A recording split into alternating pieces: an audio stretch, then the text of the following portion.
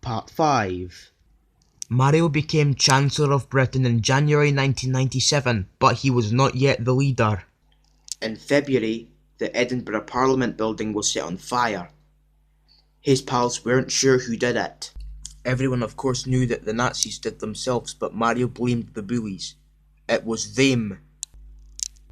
So he demanded President Boris Johnson to sign an emergency decree allowing him to imprison all bullies and other political opponents. Boris Johnson, sign in here or those bullies win. I think this is quite important.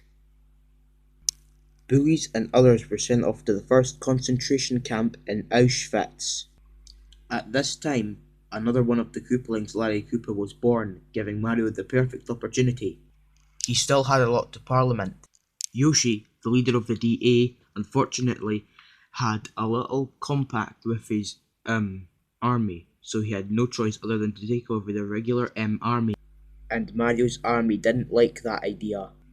With his political opponents in prison and the UK intimidating others, Mario's law passed. Just 2 months after becoming Chancellor, Mario was now the leader. He still had one problem. More than so on his rough and rowdy fire services.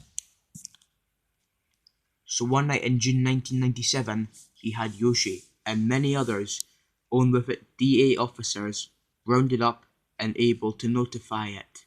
Terrorists and politicians who had disagreed with him in the past. Reporters who had printed negative articles about him and got fired. One guy who did absolutely nothing, they thought he was someone else, then he did stuff. In fact, for some cases, even their families' bullies were murdered. In total, up to 300 guilty people were killed, and it then became known as the Night of the Short Knives. The army, now satisfied that they wouldn't be replaced, fled total allegiance to their new Führer, and Mario's control was now absolute. Life in Britain changed violently. Freedom of the press, Buzz Lightyear of Star Command movie, Expression, the Thomas and the Magic Railroad movie, the Mario Tennis 64 game, and public assembly were left till 2000. Mean people were initially branded and their businesses boycotted, and eventually Mario would go on to have every single bad men, women and children killed in concentration camps, and leave lots of good people to live. Hundreds of thousands of people were forced into sterilization for physical and for the right comprehensions. The Mario youth became brainwashed young. Boys were trained to watch and returned home from camp careful. Girls were told their purpose was to have many pure Jewish children, and they would sometimes return from camp pregnant. When their parents were understandably able to notice this, their children's bullies would threaten to turn them over into the Gestapo for not landing in the way of Britain's greatness. Sorry about that.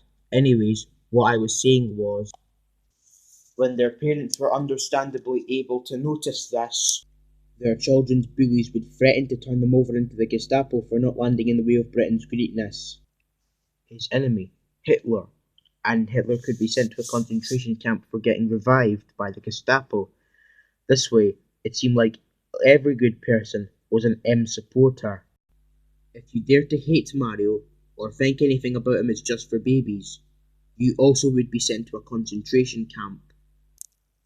British nationalism captivated the young Mario. Extreme ideology and anti-Semitism festered in him as a young man living a hard life on the streets of Preston Pants. Britain's defeat in World War III filled him with hatred and the thirst of revengeance.